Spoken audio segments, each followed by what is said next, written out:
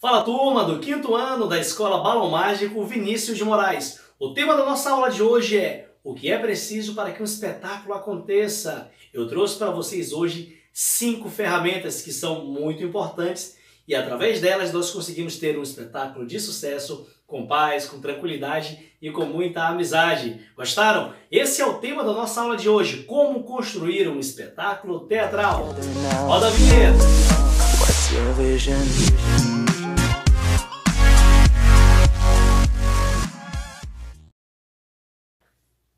Se você quer fazer uma peça de teatro, quer conhecer esse universo, essas 5 ferramentas são super importantes. Sem elas, dificilmente você conseguirá ir ao palco e atingir o público tal qual você deseja. A primeira delas, uma das mais importantes, é o texto. É claro que é o texto. Sem o texto, vocês não conseguem fazer nada. Como um ator vai interpretar se ele não sabe as características psicológicas que existem ali dentro do texto?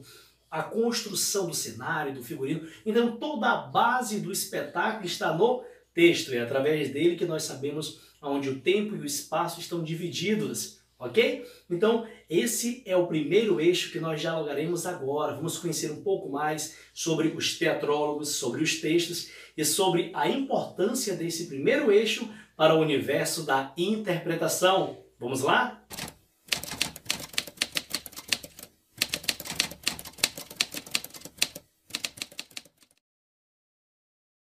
Você recebeu um texto e agora o que fazer?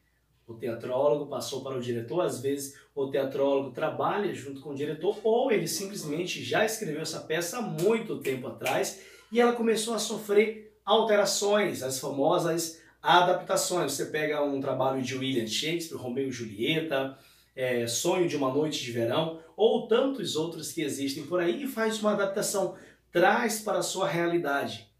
Então esse é um trabalho de um adaptador de texto, que pode ser também um teatrólogo, pode ser um professor, semelhante a mim, que comecei a aprender sobre esse universo de escrever peças de teatro através das escolas que eu trabalhei. Então tínhamos os eventos de comemoração e ali eu comecei a aprender. E a dica que eu deixo para vocês: querem começar a escrever um espetáculo?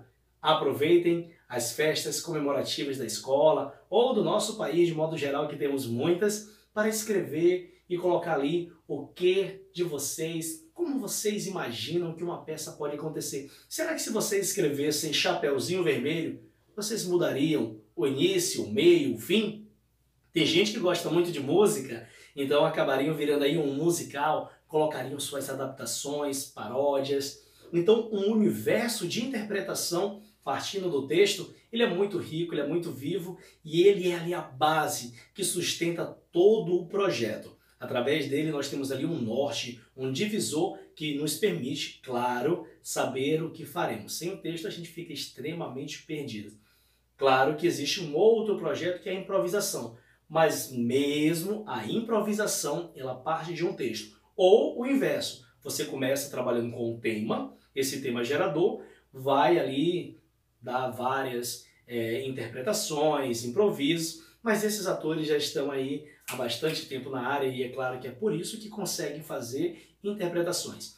Um dos grandes nomes da história sobre improvisação é a comédia dell'arte no século XVII na Itália, que vem trabalhar isso muito bem, e hoje nós conhecemos também, um pouco diferente, claro, daquele período, por conta do tempo, são os stand-ups, que é um tipo de improviso. Mas com o passar dos anos aquilo se solidifica em uma estrutura. Então o improviso é o improviso dentro de uma construção organizada, porque senão não teria uma música, não teria uma iluminação, o iluminador não saberia o local correto que ele deve colocar a luz, se é azul, se é vermelha, tudo isso é extremamente importante. O sonoplasta precisa estar antenado com esse ator, então o texto ele está ali dialogando com todo o universo da interpretação. Gostaram? Vamos agora para o próximo segundo, que é figurinos. Vamos então falar sobre figurinos e a importância que eles possuem para uma grande caracterização, seja no teatro, no TV, no cinema, aonde quer que o figurino esteja, você sabe que ali tem um grande marco. Esse marco é o que, professor? Eu quero contar para vocês que o figurino vai dizer a época, se é no século XII, XIII, XIV, se é uma era atual, ou se eu estou pensando no futuro. Imagina só, se você vai ver o exterminador do futuro, não dá para ele usar, por exemplo, uma roupa do século XII, não combina, não casa com a informação, há um contraste. Isso é muito importante. Uma dica legal para vocês que querem fazer teatro, gente, por favor, falem com os figurinistas de vocês para que eles possam deixar essa roupa pronta antes, mas muito antes do dia do espetáculo, para que você possa usar. Eu sei que tem gente que gosta de ter aquele cheirinho de figurino novo, aquela experiência de usar o figurino no dia. Isso é muito bom, mas às vezes também comete alguns perigos. Quais? O ator, vamos imaginar que o ator está na quarentena, engordou um pouquinho, e aí o figurino não fica legal.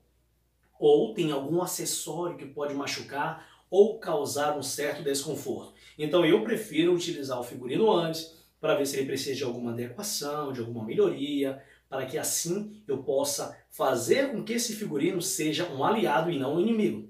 Tem gente que vai usar um figurino, vai sentir um desconforto o tempo todo no trabalho, e aí até a interpretação vai ser prejudicada, tá bom? Então o figurino é sim aí um grande marco. Através deles, nós conseguimos completar a interpretação e acreditar que o personagem existe e repassar isso para o público. É a verdade do ator, a fé cênica que é transmitida para a plateia. É por isso que nós choramos em filmes, em espetáculos, nos emocionamos, porque é um conjunto de informações que estão ali, ó, casando. Gostaram?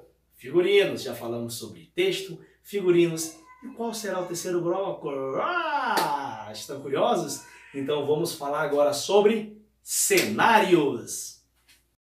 O cenário que eu estou usando para dar aula para vocês é o chroma key, tá bom? Aqui tem um fundo azul, eu estou usando 2 softbox, tem uma luz em cima, e eu comecei a trabalhar com isso por quê? Porque eu queria deixar a aula mais agradável, poder mudar de cenários, e não é diferente no teatro. Quando eu comecei a trabalhar com interpretação quando eu era criança, nós utilizávamos muitos tecidos, aí tinha uma pessoa que pintava, e aí aquele tecido muitas vezes era só uma imagem fixa que nós tínhamos que ter muito cuidado para que ele pudesse representar o espetáculo todo.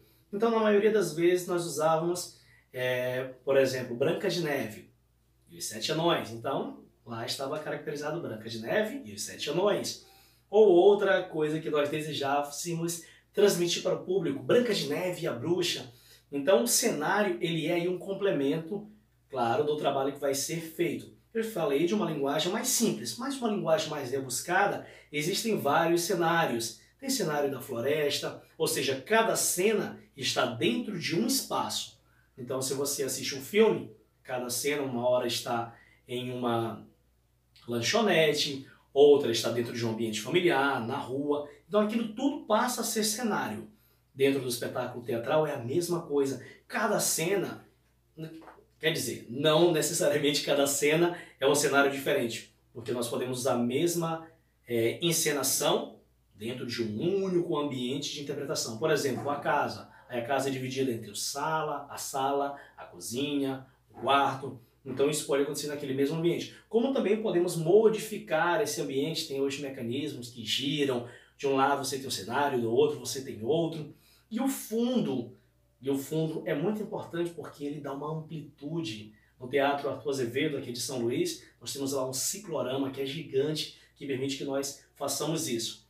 Outra coisa que começou a ganhar vida e a deixar os cenários melhores foram os novos recursos. Por exemplo, em 2015 nós usamos o Data Show, mas não era qualquer Data Show, era um propício para o ambiente que nós estávamos trabalhando. Peter Pan, um super musical que desenvolvemos com a escola.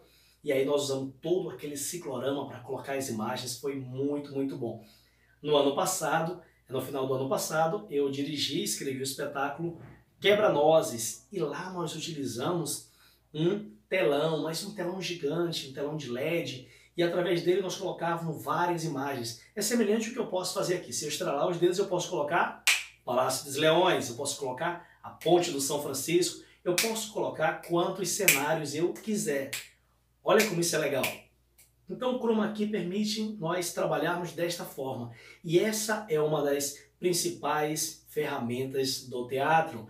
Você tem o cenário que completa a interpretação do ator e mostra ali uma verdade. Então ele complementa por quê? Porque ele ambienta o figurino e a interpretação do ator, levando a plateia ao local que elas desejam. O tempo. Qual é o tempo que essa peça se passa? Então os móveis, o cenário que está atrás, como todo o resto está falando a mesma linguagem. E já falamos de texto, falamos do figurino, cenário, e agora eu vou para um eixo muito importante que é a interpretação do ator, que eu sei que vocês querem muito que eu fale sobre isso. Mas antes, vocês que têm assistido até agora, seja os alunos da escola ou os amigos que nós temos feitos aqui no canal do YouTube, se inscrevam no canal da Escola Balão Mágico, Vinícius de Moraes, que é quem promove esse trabalho, e se inscrevam também nesse canal, dê uma força, tá bom? Para esse professor que gosta tanto de falar de arte, ativem o sininho para que vocês possam ficar por dentro de tudo que a gente está trabalhando, tá bom? É isso aí, gente. Então, já deixa lá o like legal, tenho certeza que vocês vão rapidinho, não custa nada assistir o vídeo e deixar esse like poderoso. Vamos agora para a próxima tomada. Chegamos no projeto mais importante para alguns, que eu tenho certeza que vocês queriam que eu falasse sobre interpretação, como um ator consegue chorar, sorrir, amar e odiar dentro do palco e convencer a plateia a ficarem curiosos. Eu falarei de 4 sentimentos que, partindo deles, tudo fica mais fácil. Amor, alegria, ódio e tristeza. É por isso que no teatro nós usamos vários jogos para que o ator consiga controlar o seu sorriso, ele não sorri, ele fique sério, enquanto um outro grupo começa a fazer várias palhaçadas para tentar tirar você do eixo. Não é para desestabilizar o ator, é para que ele possa ter controle. Vai que na hora que você está apresentando aparece alguém, você começa a sorrir. Aí vai acabar com todo o seu projeto de interpretação. Ou se você chora mais do que devia, esse fica sendo até um tema para uma próxima aula, quando você passa da emoção. Tem pessoas que eram para ficar somente tristes e elas começam a chorar muito. Então, muito cuidado com o personagem, como vocês estão trabalhando. Por isso que eu falei que é um conjunto, você tem que conhecer o psicológico do personagem de acordo com o que o teatrólogo lhe repassou. Claro que o trabalho do ator criador, que é o que mais nós falamos hoje, o ator que apresenta possibilidades, ele pega um texto e aí ele coloca às vezes canto, dança, uma interpretação diferenciada. Nós conhecemos vários atores que fazem isso e os diretores gostam muito. Às vezes algumas coisas são eliminadas porque é natural, o espetáculo tem um direcionamento e às vezes a proposta do ator não cabe, mas é muito melhor o ator ter possibilidades para apresentar do que ficar ali com simplesmente o texto e mal decora. Então isso não é legal. Então, controlar os 4 sentimentos. Ok, agora eu vou dar uma dica importante. Vamos imaginar que você está com um texto muito grande. Essa dica é muito valiosa, gente. Você está com um texto muito grande, mas você não consegue decorar. E agora? E tem medo de na hora da apresentação daquele famoso branco, o que fazer? Ah, essa dica vai salvar vocês. Eu tenho certeza, se vocês fizerem isso, vai dar muito certo. Não só para apresentações de teatro, mas também para lembrar de outras coisas. Marquem o texto de vocês com várias pilotos de várias cores. E quando chegar numa emoção que vocês precisam falar mais alto, você coloca uma linha mais alta, e assim você saberá na leitura dramática, na leitura. Passou da leitura branca, uma leitura para reconhecer o texto. Leitura branca. Leitura dramática, leitura com interpretação. Você coloca a voz, coloca a vida. Agora você começa a entrar no eixo para o trabalho do ator. Gostaram? Então é isso, gente. Peguem o seu texto, marquem ele da melhor forma. Coloquem aqui, eu preciso colocar mais raiva, mais alegria, mais amor, mais um sentimento de saudade. Você vai desenhar o seu personagem. Vai dizer quantos anos ele tem, caso o teatrólogo não tenha feito isso. Ou você pode também, como eu falei, o ator criador, trazer novas possibilidades. Então decorem esse texto, coloquem a verdade de vocês no trabalho do ator. Vamos agora para o último. Então, se você quer fazer um espetáculo teatral aquecer a voz e alongar o corpo e aquecê-lo é extremamente importante. Por quê? Porque a qualidade da sua voz, a sua impostação vocal, dependendo do público que você for falar, precisa estar aquecida para que você não tenha problemas futuros. E o corpo não é diferente, a expressão corporal, para que você possa ficar grande na cena e as pessoas consigam sentir a sua energia, a sua verdade. Ou seja, tudo isso é feito lá no comecinho, lá no ensaio inicial. Nos primeiros momentos nós alongamos o nosso corpo, aquecemos a nossa voz e assim nós conseguimos dar um passo muito importante. E a amizade? Por que a amizade é tão importante? Porque no início da nossa carreira nós não sabemos muito bem como funciona o alongamento, o aquecimento, e é sempre alguém mais experiente que vai ali te auxiliar nesse processo. Então é importante que você faça amizades. Tem pessoas que decoram o texto de um jeito, outras decoram de outro, e isso não quer dizer que um está certo ou errado. Cada um, ao longo do processo, vai começar a descobrir a sua forma de memorizar, de marcar o texto. Mas é importante que nós tenhamos pessoas que nos auxiliem no primeiro momento. Sem elas, nós ficamos muito ficamos perdidos demais, não sabemos o que devemos fazer, e isso não é legal. Eu lembrei agora de quando eu comecei a fazer teatro, e tinha sempre pessoas que quando entravam ficavam ali no canto, perdidas, sem saber o que deveriam fazer, como deveriam se alongar ou aquecer a voz, e nós chamávamos essa pessoa para que ela pudesse se enturmar. E teatro é isso, é um grupo de amigos que passam 2, 3, 4 meses ensaiando para que o espetáculo aconteça. Mas, se eu não tenho harmonia, se eu não tenho amizade, se eu não falo uma linguagem que possa transmitir essa verdade da interpretação e uma amizade no campo harmônico, talvez seu trabalho nem aconteça. Dentro do processo, as pessoas começam a sair, a se desentenderem, ou levam para o palco um espetáculo mediano. O que poderia ser grandioso fica ali sendo um espetáculo mediano ou abaixo disso, que é muito ruim. E o público não merece isso.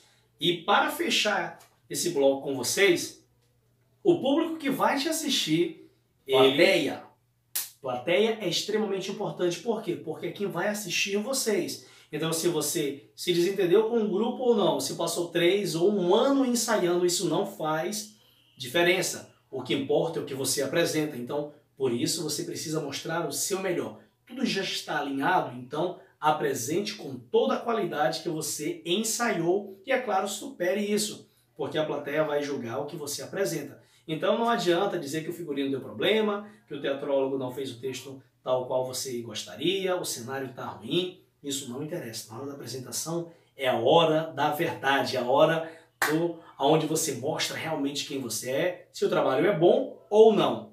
Como diria uma amiga minha, é a prova do 9, é a prova onde você ali vai saber se realmente está pronto ou não. Levar um espetáculo que não está pronto para um público não é legal. Tem gente que fala que às vezes existe uma pré-estreia, onde você estreia para um grupo de amigos ou para o próprio elenco para poder se sentir mais confiante. Isso é bacana, isso é bom, isso dá certo. Mas no dia da grande estreia precisa estar tudo alinhado.